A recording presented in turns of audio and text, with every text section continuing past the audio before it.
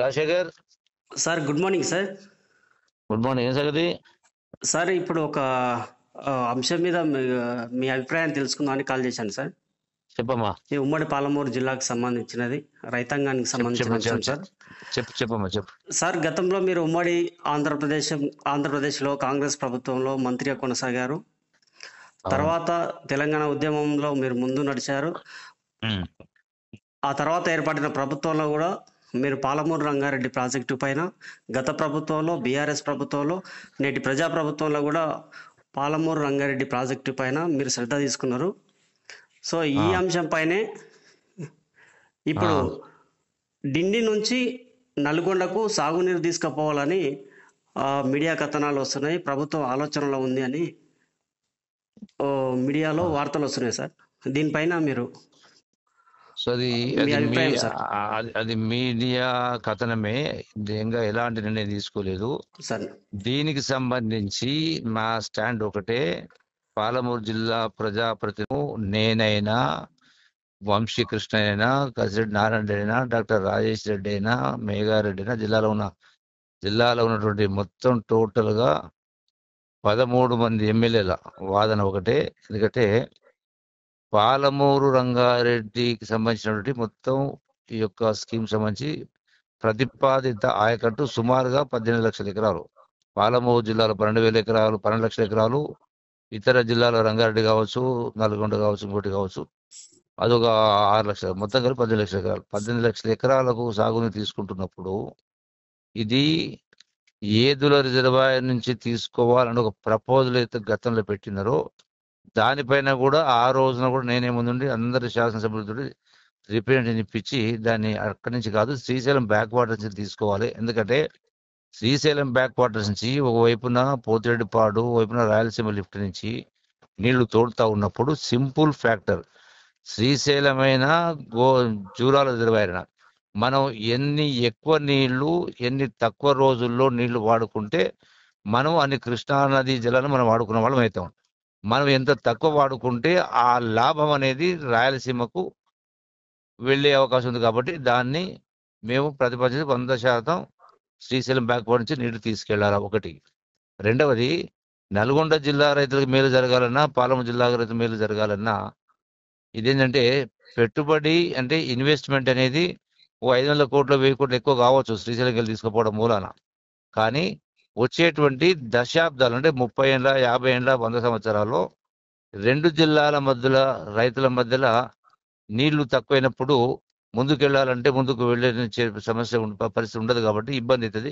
నల్గొండ జిల్లా రైతాంగానికి నష్టం జరుగుతుంది. కాబట్టి కాస్ట్ కొంత ఎక్కువైనా దాన్ని శ్రీశైలంకి వెళ్ళి తీసుకుపోవడమే ఉత్తమం.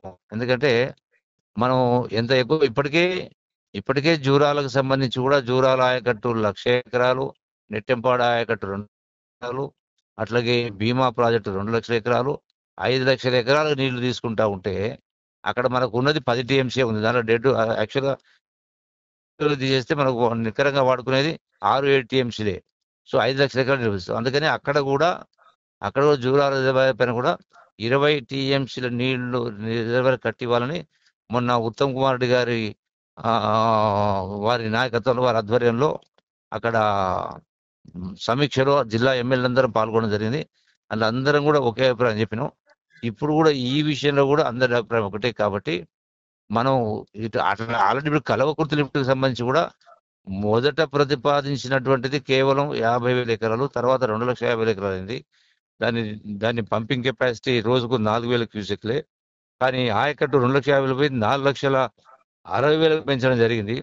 అంటే అక్కడనే 1,60,000 ఎకరాలు, 1,60,000 ఎకరాలకు గ్యాప్ ఉంది. ఇటువంటి నీటి ఎద్దడి వచ్చే సమస్య ఉంది. కాబట్టి ఈ పరిస్థితిలో మనం అవసరం అనుకుంటే ఏదుల నుంచి మళ్ళీ కల్వకుర్తి కూడా నీళ్లు వాడుకునే అవకాశం ఉంటుంది. సో కాబట్టి ఈ పరిస్థితిలో శ్రీశైలం బ్యాక్ వాటర్స్ నుంచే ఆ నీటిని డిండి ద్వారా నల్గొండకి ఇవ్వడం ఉత్తమం. కాబట్టి మా ఆలోచన అదే. గౌరవ ముఖ్యమంత్రి గారి దృష్టికి, గౌరవ సంబంధిత ఇరిగేషన్ శాఖ మంత్రులు ఉత్తమ్ కుమార్ రెడ్డి గారి దృష్టికి తీసుకెళ్లే కార్యక్రమం చేస్తాం. మళ్ళీ ఒకసారి కూడా అందరి శాసనం కూడా మేము అదే పని మీద ఉన్నాం. మేము ప్రెస్ మీట్ పెట్టకపోవచ్చు, కానీ మా ఆలోచన అదే, అందరి ఆలోచన అదే. మళ్ళీ కూడా ఒక రిప్రజెంటేషన్ కూడా ఇచ్చే ఏర్పాటు చేస్తా ఉన్నాం. సార్ ఇప్పటి వరకు చర్చలే తప్ప ఏది ఫైనల్ అయితే అయింది కాదు కదా సార్ ఇప్పుడు. కాలే ఫైనల్ కాల. సార్ ఒకవేళ అలాంటి నిర్ణయం తీసుకుంటే తమరి అభిప్రాయం సార్? అభిప్రాయం ఏంది, ప్రజల కోసం ప్రభుత్వం పైన ప్రభుత్వం మా ప్రభుత్వం కాబట్టి ముఖ్యమంత్రి గారి దృష్టికి, అట్లాగే ఉత్తమ్ కుమార్ గారి దృష్టికి దాన్ని ముఖ్యమంత్రి గారు దాన్ని అమలు చేయించేటువంటి ఏర్పాటు చేస్తాం, ప్రయత్నం చేస్తాం. ముఖ్యమంత్రి గారు కూడా ఉమ్మడి జిల్లాకు సంబంధించిన కొడంగల్ ఎమ్మెల్యే గారు కాబట్టి ఈ అంశం పైన ఉమ్మడి పాలమూరు జిల్లా పైన కొడంగల్ ఎమ్మెల్యే గారు పాలమూరు బిడ్డ, అది కూడా అచ్చపేట నియోజకవర్గమే, కొండారెడ్డిపల్లి. అవును సార్. సో ఇందులో భాగం వస్తుంది కాబట్టి పాలమూరు కూడా అచ్చపేటకు వచ్చేది కాబట్టి.